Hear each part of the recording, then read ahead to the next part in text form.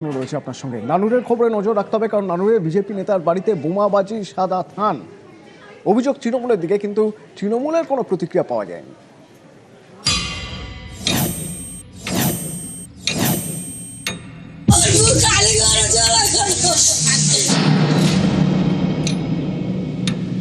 দক্ষিণ 24 পরগনার বারুইপুরে বিজেপি নেতাকে বাড়ি থেকে ডেকে নিয়ে গিয়ে খুন।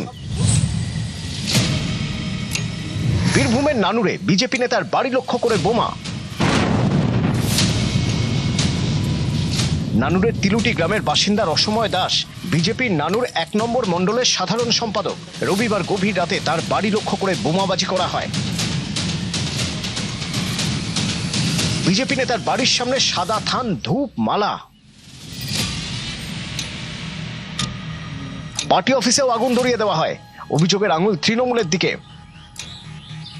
আনুমানিক 1:30টার পরে আমাদের এখানে দরজাতে বেশ কয়েকটা বোম বাস্ট হয়। আমার যেটা ছোট্ট মতো পার্টি অফিস ছিল, সেই অফিসটাকে পুড়িয়ে দিয়েছে। আর বাইরের দিকে এসে দেখি একটা কি দুটো বোম না ফেটে পড়েছিল, মানে ফাটেনি। কি আমার দরজার পাশে একটা লাইফ থ্রেট, একটা লেটার, তার সঙ্গে সাদা থান কাপড়, ফুলের মালা, এইগুলো পড়ে রয়েছে। বিজেপির দাবি, ঘটনার সূত্রপাত কয়েকদিন আগে। এলাকায় জলের জন্য সাবমার্সিবল পাম্পের ইলেকট্রিক বিল মেটান স্থানীয়রা। বাড়ি বাড়ি গিয়ে সেই টাকা কারা তুলবে, এ নিয়ে কয়েকজন তৃণমূল নেতার সঙ্গে বিজেপি নেতা রসময় দাসের ঝামেলাও হয়। এরপরেই রবিবার গভীর রাতে বিজেপি নেতার বাড়িতে হামলা, বোমাবাজি। অভিযোগ, রাস্তায় পড়ে থাকা বোমা বিস্ফোরণে আহত হন এক ব্যক্তি। সোমবার সকালে এলাকায় যায় নানুর থানার পুলিশ। উদ্ধার হয় একটি তাজা বোমা। এই ঘটনায় তৃণমূলের বিরুদ্ধে অভিযোগ উঠলেও তাদের কোনো প্রতিক্রিয়া মেলেনি। বীরভূম থেকে ইন্দ্রজিৎ রুজ, নিউজ 18 বাংলা।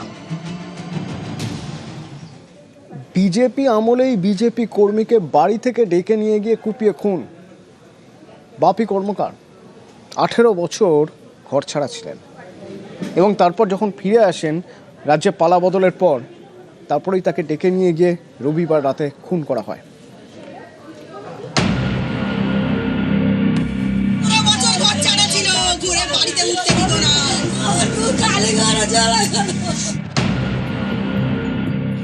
আঠেরো বছর ধরে ঘর ছাড়া।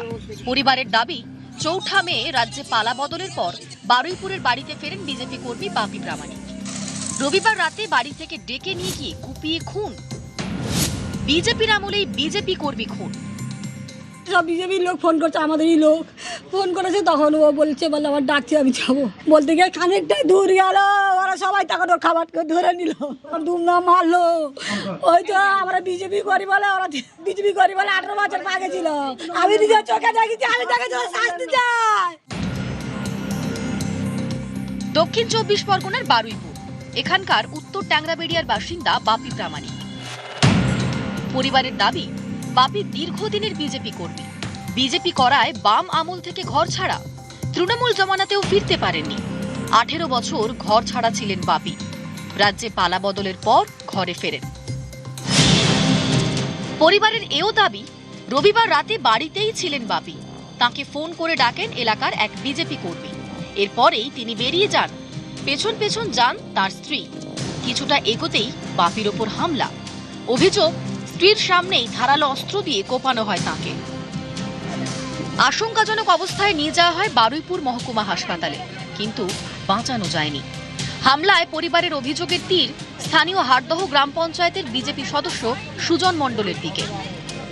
না, টার্গেট বলতে সবাইকে টার্গেট করেছিল। সবাই ওখানে ছুট মেরেছে, যাকে পেয়েছে সামনে তাকেই মেরেছে। টার্গেটটা করেছে ওনারা, হচ্ছে কি উনি অনেকদিন আগে থেকে বিজেপির কর্মী, বিজেপির সক্রিয় কর্মী, বিজেপিটা করে, সেই জন্য ওরা খুব টার্গেট। সুজন আমাদের এখানে সদস্য, বিজেপির সদস্য ও ছিল। হ্যাঁ, ও ছিল না স্পটে, কিন্তু ও জড়িত আছে।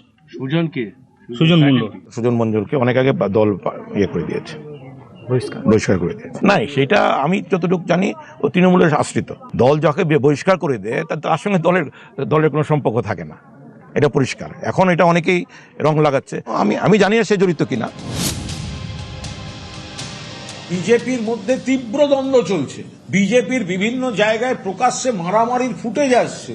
সবাই এখন দাদাগিরি, তোলাবাজি, নানা স্বার্থে কে কোন এলাকার দখল নেবে, কে কাকে চমকিয়ে তোলা তুলবে, তোলার টাকার ভাগ কে নেবে, নানা অভিযোগ আসছে। ফলে পুলিশ নিরপেক্ষ তদন্ত করুক, দয়া করে যেন বাকিদের উপর না চাপায়। প্রথম কথা হচ্ছে খুন হয়েছে, সেটা যদি প্রমাণিত হয়, যারা এই ঘটনার পেছনে আছেন তিনি যে পার্টিরই হোক না কেন, যে রাজনৈতিক দলের তিনি করিতকর্মা কর্মী হন না কেন, ভারতীয় জনতা পার্টি তার পেছনে দাঁড়াবে না, তাকে কোনো রকম পলিটিক্যাল ইমিউনিটি দেবে না। বারুইপুর থেকে অর্পণ মণ্ডল, নিউজ 18 বাংলা।